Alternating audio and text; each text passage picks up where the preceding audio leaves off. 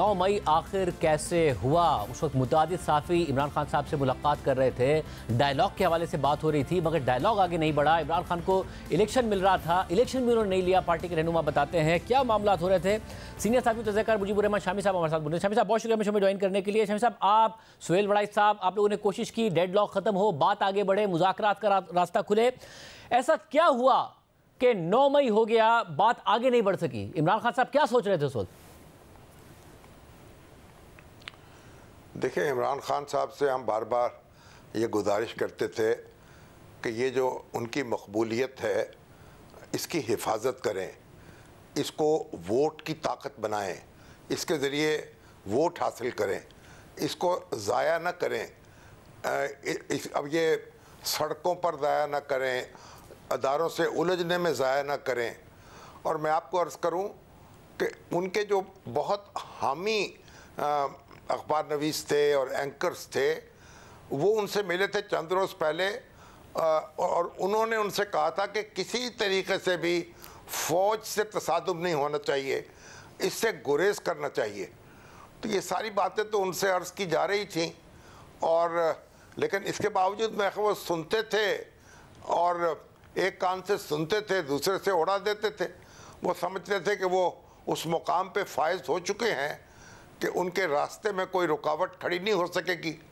اور اس میں تو کوئی شبہ نہیں کہ ان کی مقبولیت میں بہت اضافہ ہوا، اور اس کے مظاہرے بھی ہم نے بار بار دیکھے، لیکن وہ اس کو سنبھال نہیں سکے، نتیجہ خیز نہیں بنا سکے، اور ایک ایسی مشکل میں اپنے آپ کو مبتلا کر لیا جس سے وہ بچ سکتے تھے اور آگے بڑھ سکتے تھے۔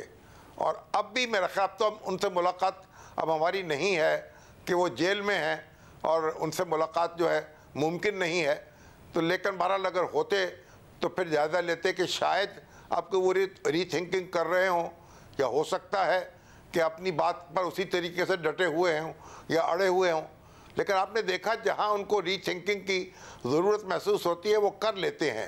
مولانا فضل الرحمان صاحب کے بارے میں انہوں نے ری تھنکنگ کر لی ہے، ان کے ساتھ انہوں نے ہدایات دی ہیں کہ کوئی چھیڑ چھاڑ نہ کی جائے، ان کا احترام کیا جائے، اور ان سے وہ توقعات لگائے ہوئے ہیں۔ اب وہ اور دوسرے لوگوں کے بارے میں ان کے اس وقت کیا تصورات ہیں، اسے یقین سے کہنا کچھ مشکل ہے، لیکن ان میں یہ صلاحیت بھی ہے کہ وہ ریویو کر سکتے ہیں اپنے۔ مگر شامی صاحب، انہوں نے صلاحیت کا مظاہرہ کیا، بار بار صحافیوں سے بات کرتے ہوئے کہا کہ میں ڈائلاگ کرنا چاہتا ہوں، 3 رکنی کمیٹی بھی بنائی، مگر بات آگے بڑھی نہیں۔ وہ کسی ریلیف کی کوئی ایسی چیز ایکسپیکٹ کر رہے ہوں، ایسا بھی نہیں ہوا، کارکن بھی گرفتار۔ تو آپ کو لگتا ہے کہ فرسٹریشن وہاں ہوئی؟ انہوں نے ٹیلی گراف میں آرٹیکل لکھا، اس کا پھر 9 مئی آ ہی رہا تھا، ایس پی آر کی طرف سے جواب آیا، اس کا اور سخت جواب آیا، اور معاملہ خراب ہو گیا۔ ہم بس اب کیا کہیں، وہ مجھ سے کھچے، میں ان سے کھچا، بس بیچ سے ناطہ ٹوٹ گیا۔ بنیادی بات یہ ہے کہ وہ اپنے جو حریفان سیاست ہیں نا، ان کو وہ اپنے سے بہت کمتر سمجھتے ہیں، اور وہ اسی سے معاملہ اور ان سے معاملہ کرنا نہیں چاہتے برابری کی سطح پر۔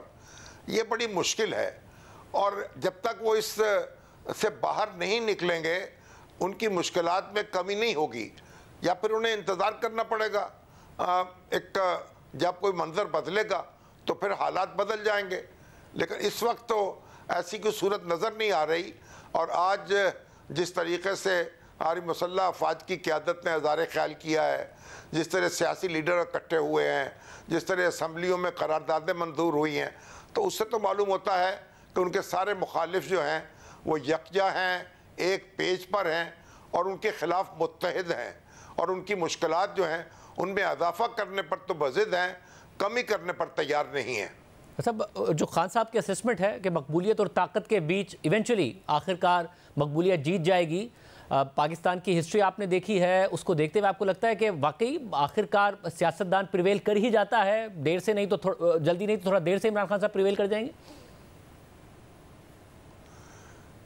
دیکھیں، سیاستدان جو ہے اس میں یہ صلاحیت تو ہوتی ہے کہ وہ سرد و گرم جو ہے اس سے گزر جاتا ہے، اور اس کی قوت برداشت بھی ہوتی ہے، وہ مصائب جھیل لیتا ہے۔